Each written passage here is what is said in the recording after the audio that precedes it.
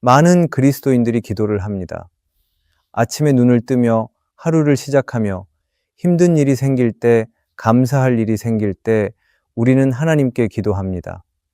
그런데 어느 순간 이런 생각이 들 때가 있습니다. 나는 기도하는데 왜 믿음은 자라지 않을까? 기도는 열심히 하는데 삶은 여전히 제자리인 것 같아. 기도는 분명 하나님을 향한 믿음의 표현인데 때때로 그 기도가 습관처럼 느껴질 때가 있습니다. 무릎을 꿇기는 하지만 마음은 멀어져 있고 말을 하기는 하지만 그 안에 간절함은 없을 때가 있습니다. 그래서 오늘 우리는 다시 한번 기도의 본질을 돌아보려고 합니다. 믿음이 자라는 기도는 어떤 기도일까요? 그리스도인이라면 꼭 드려야 할 기도는 무엇일까요? 오늘의 말씀을 통해 우리의 기도가 살아나고 우리의 믿음도 함께 자라기를 소망합니다.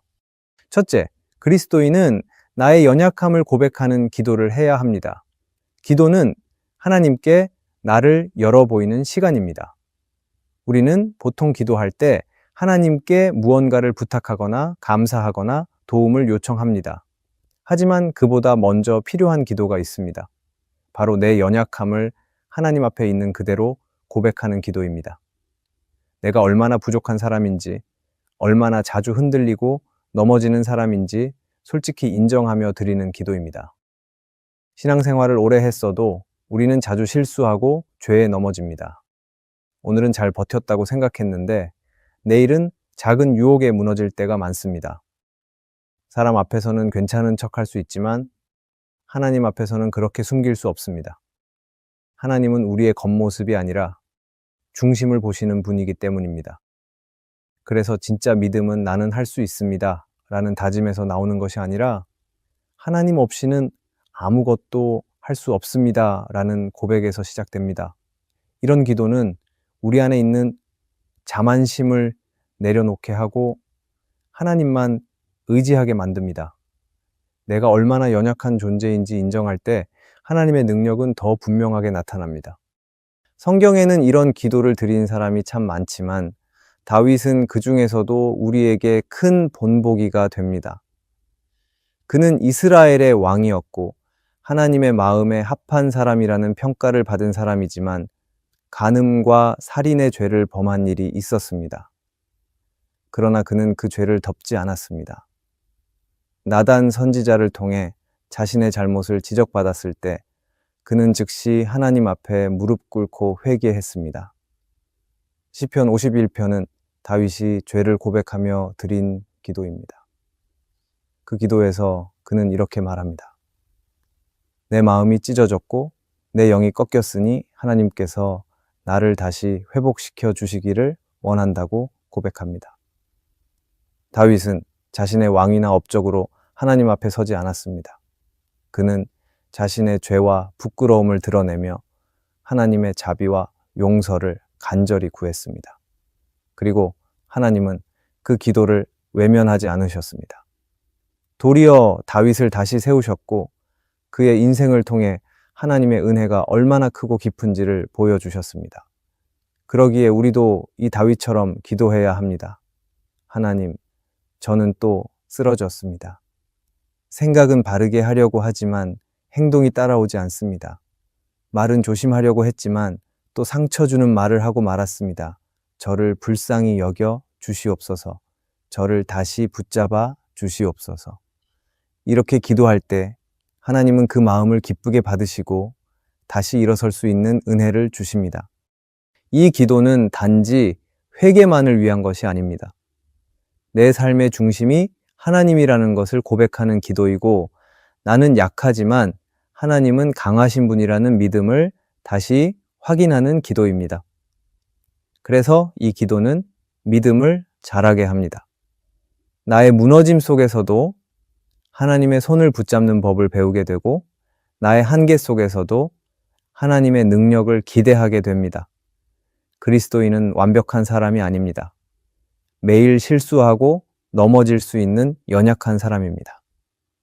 하지만 그런 우리가 하나님 앞에서 진심으로 무너짐을 고백할 때 하나님은 반드시 그 기도를 들으시고 다시 세우시는 은혜를 베풀어 주십니다. 그래서 우리는 날마다 이 기도를 잊지 말아야 합니다. 하나님, 저는 연약합니다. 오늘도 주님 없이는 살아갈 수 없습니다. 저를 붙들어 주시옵소서. 이 고백이 우리의 믿음을 깊게 하고 우리의 영혼을 하나님께 더 가까이 이끌어 줄 것입니다. 우리가 나의 연약함을 고백하는 기도를 하기 원합니다. 둘째, 그리스도인은 날마다 하나님을 더 사랑하게 해달라는 기도를 해야 합니다. 하나님을 믿는 사람이라면 누구나 하나님을 사랑한다고 말합니다. 하지만 믿음의 여정을 걷다 보면 우리가 하나님을 사랑한다고 하면서도 그분을 이용하려 할 때가 있다는 것을 깨닫게 됩니다. 기도를 할 때도 하나님 그분 자체보다 하나님께 받을 수 있는 응답이나 도움에 더 마음이 가 있을 때가 많습니다. 하나님이 나를 도와주시기를 바라고 문제를 해결해 주시기를 바라고 삶을 평탄하게 이끌어 주시기를 바랍니다. 물론 이것은 잘못된 것이 아닙니다. 하나님은 우리의 아버지이시며 자녀의 필요를 기꺼이 채우시는 분이기 때문입니다. 그러나 그리스도인의 믿음이 자라기 위해서는 하나님을 어떤 도움의 수단으로만 대하지 않도록 조심해야 합니다. 기도의 중심이 점점 나의 필요에만 머물게 된다면 신앙도 자연히 내 중심으로 기울어지게 됩니다. 그래서 우리는 날마다 이렇게 기도해야 합니다. 하나님, 제가 주님을 도구로 여기지 않고 주님 그분 자체를 사랑하게 해주소서. 저의 기쁨이 응답에 있지 않고 주님과 함께 있는 것 자체에 있게 하소서. 이런 기도는 우리의 마음을 바로잡아 줍니다.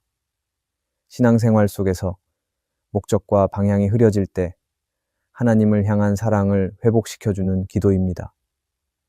그리고 이 기도는 우리가 신앙의 본질을 붙잡고 있는지 점검하게 합니다.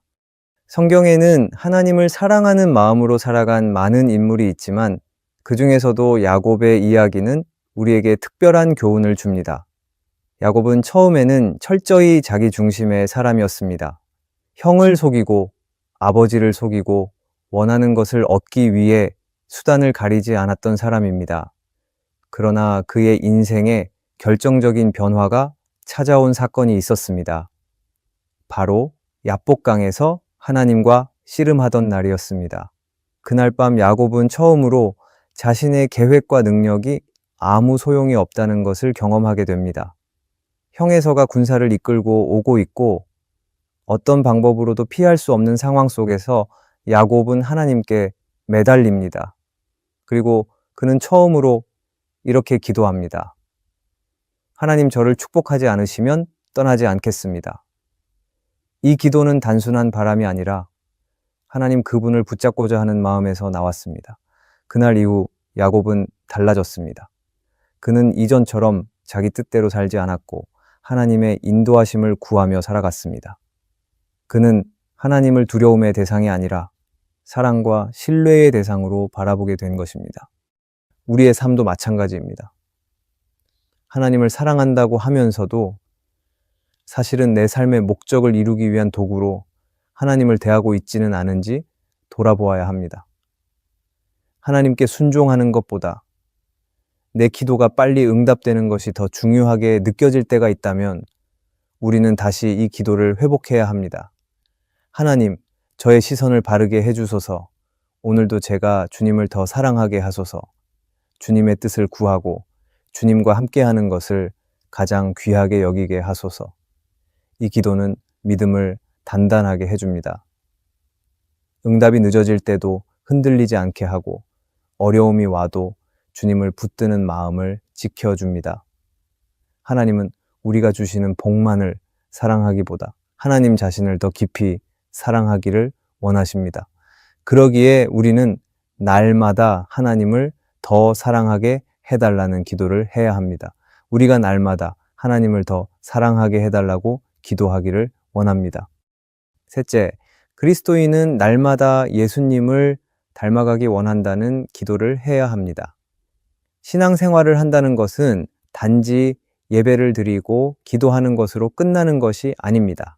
진짜 믿음은 내 삶이 예수님을 따라가는 삶이 되는 것입니다. 우리가 하나님을 믿는다는 것은 곧 예수님의 제자가 되어 예수님처럼 살아가기를 바라는 것이기도 합니다. 예수님을 닮아간다는 것은 성격이나 겉모습을 바꾸는 일이 아닙니다. 내 마음과 말, 행동이 점점 예수님과 비슷해지는 것을 말합니다. 사람을 대할 때 예수님처럼 친절하고 어려운 상황에서도 예수님처럼 인내하고 내 중심이 아니라 하나님 뜻을 먼저 생각하게 되는 것입니다. 이렇게 되기 위해서는 날마다 기도가 필요합니다. 예수님, 오늘도 주님을 닮고 싶습니다. 제 마음이 주님의 마음을 닮게 하소서라는 기도를 드리는 것이 중요합니다. 하지만 예수님을 닮아가는 일은 결코 쉬운 일이 아닙니다. 때로는 내가 하고 싶은 말을 참아야 하고 내가 원하는 일을 멈추고 하나님의 뜻을 선택해야 할 때도 있습니다. 손해보는 것 같고 억울한 순간도 생깁니다. 그러나 그렇게 나를 조금씩 내려놓는 가운데 예수님의 마음이 내 안에 자리를 잡게 됩니다. 성경에 나오는 바울도 예수님을 닮기 위해 자신의 모든 것을 바친 사람이었습니다. 그는 예수님을 직접 만나본 제자는 아니었지만 누구보다 예수님을 따르기를 원했습니다. 그래서 그는 이렇게 고백했습니다. 나는 이제 내가 사는 것이 아니라 내 안에 예수님이 사시는 것입니다. 이 말은 단순한 말이 아니라 바울이 실제로 그렇게 살아가고 있다는 뜻이었습니다. 바울은 복음을 전하면서 여러 번 감옥에 갇히고 사람들에게 비난도 받았지만 끝까지 포기하지 않았습니다. 그는 예수님처럼 살고 싶었고 예수님의 사랑을 전하고 싶었습니다. 그래서 자신의 고통도 기쁘게 받아들였습니다. 그의 인생은 예수님을 닮고자 한 기도의 열매였습니다. 우리도 바울처럼 기도할 수 있습니다. 매일 아침 이렇게 기도해 보는 것입니다. 하나님, 오늘 제가 예수님을 더 닮게 해주세요. 말할 때나 행동할 때, 사람을 대할 때 예수님처럼 살고 싶습니다. 이런 기도는 우리 마음을 부드럽게 만들고 점점 예수님을 더 바라보게 해줍니다. 예수님을 닮는다는 것은 내가 점점 작아지는 것입니다. 내 생각보다 하나님의 뜻을 먼저 생각하고 내 욕심보다 하나님의 기쁨을 더 소중히 여기게 되는 것입니다. 하루아침에 바뀌지는 않지만 날마다 이 기도를 드릴 때 우리는 조금씩 변화될 수 있습니다. 그래서 이 기도는 그리스도인에게 꼭 필요한 기도입니다. 예수님을 닮고 싶다는 마음을 잊지 않고 그 마음을 하나님께 고백할 때 우리의 믿음은 조금씩 자라게 됩니다. 그리고 언젠가 사람들은 우리 안에서 예수님의 모습을 보게 될 것입니다. 그것이 바로 하나님께서 우리 삶에 바라시는 모습입니다. 넷째, 그리스도인은 내 삶을 통해 하나님이 영광 받으시길 바라는 기도를 해야 합니다. 믿음이 자란다는 것은 결국 나를 위한 삶에서 하나님을 위한 삶으로 바뀌어가는 것입니다. 처음에는 하나님의 도우심이 필요해서 기도하고 내 문제를 해결받기 위해 믿음을 시작했을지 모릅니다. 그러나 신앙이 깊어질수록 중심이 바뀌게 됩니다. 내가 원하는 일이 이루어지는 것보다 하나님께서 영광 받으시는 것이 더 중요해지는 것입니다. 그래서 그리스도인은 이렇게 기도해야 합니다. 하나님, 저의 삶을 통해 주님의 이름이 높아지기를 바랍니다. 제가 잘 될 때도 힘들 때도 주님이 드러나게 해주세요. 이 기도는 내 인생의 목적이 바뀌는 기도입니다. 나의 성공이나 만족이 아니라 하나님께 영광이 돌아가는 삶을 바라는 마음에서 나오는 기도입니다. 이런 기도를 드리면 생각과 선택이 달라집니다. 어떤 일을 결정할 때도 내가 원하는 길을 먼저 보지 않고 이 선택이 하나님께 기쁨이 되는 길인지 생각하게 됩니다. 누군가에게 인정받고 싶을 때도 내가 드러나는 것보다 하나님이 드러나는 것이 더 중요하다고 여겨지게 됩니다. 이 기도는 다니엘의 삶에도 잘 나타납니다. 다니엘은 바벨론이라는 이방 나라에서 높은 자리에 올라갔지만 그 자리를 이용해 자신의 이름을 높이려 하지 않았습니다. 그는 매일 정해진 시간에 하나님께 기도했고 사람들의 시선이나 왕의 명령보다 하나님의 뜻을 더 소중히 여겼습니다. 다니엘이 사자굴에 던져질 위협 앞에서도 기도를 멈추지 않았던 이유는 자신의 목숨보다 하나님의 이름이 더 중요했기 때문입니다. 결국 다니엘의 믿음은 많은 이들에게 하나님의 살아계심을 보여주는 통로가 되었습니다. 다니엘서 6장을 보면 다리오 왕이 다니엘을 통해 하나님을 찬양하고 온 나라에 하나님의 이름을 선포합니다. 다니엘은 자신의 능력이 아닌 순종의 삶을 통해 하나님께 영광을 돌렸던 것입니다. 이처럼 하나님께 영광 돌리는 기도는 꼭 특별한 일을 해야만 가능한 것이 아닙니다. 직장에서 일할 때, 가정에서 가족을 대할 때, 누군가와 대화할 때, 우리의 말과 행동, 선택 하나하나가 하나님을 드러낼 수 있습니다.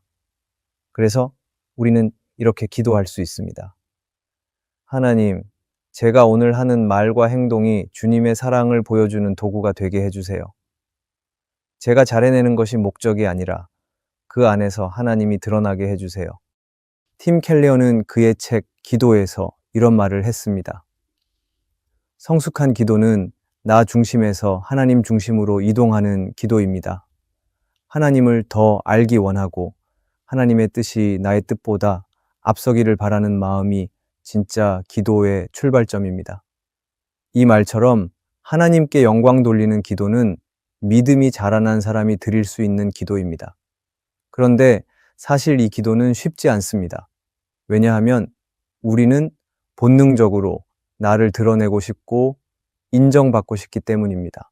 그러나 하나님께 영광을 돌리겠다는 기도를 계속 드릴 때 우리의 마음은 점점 바뀌고 우리의 시선은 하나님을 향하게 됩니다. 그래서 그리스도인은 날마다 이렇게 기도해야 합니다. 하나님, 제 삶을 통해 주님이 높임을 받게 하소서. 제가 하는 일이 사람들에게 칭찬받기보다 하나님을 드러내는 일이 되게 하소서. 제가 기쁘게 살기보다 하나님을 기쁘시게 하는 사람이 되게 하소서. 이 기도는 믿음을 성숙하게 만드는 가장 중요한 기도 중 하나입니다. 왜냐하면 이 기도는 내 인생의 중심이 내서 하나님으로 옮겨졌다는 증거이기 때문입니다.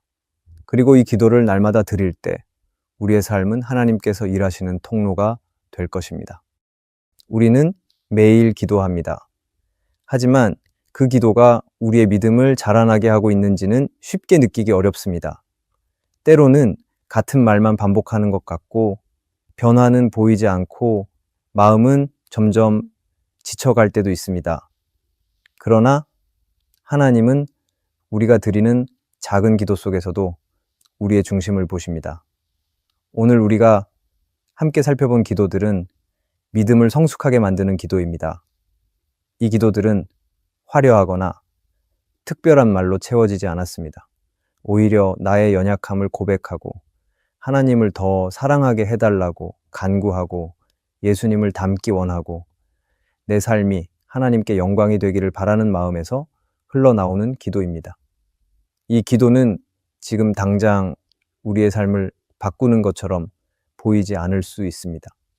그러나 이 기도를 매일 정직하게 드리는 사람은 어느새 신앙의 뿌리가 깊어지고 흔들림 속에서도 하나님을 놓지 않는 믿음의 사람이 되어 갈 것입니다. 우리가 기도의 자리로 나아가기를 바랍니다. 말이 많지 않아도 괜찮습니다. 화려한 표현이 없어도 괜찮습니다. 정직한 마음으로 진심으로 하나님께 기도해 보세요. 그 기도를 통해 하나님은 우리 안에 믿음을 세워 가실 것입니다. 오늘의 말씀이 은혜가 되셨다면 댓글에 아멘이라고 적어주시면 감사하겠습니다. 여러분들이 남겨주시는 댓글은 정말 큰 힘이 됩니다. 그리고 여러분들이 눌러주시는 좋아요와 구독도 큰 힘이 됩니다.